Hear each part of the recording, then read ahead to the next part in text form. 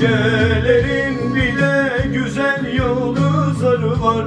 Umutlarımız tükendi, sanki süpürdü rüzgarlar. Olmayanı arar durur, neden böyle bu insanlar?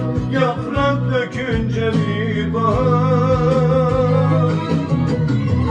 Yarı yoldan dönmenin bize ne faydası var? Yaşanan o günlerin hepsi külliyen zarar.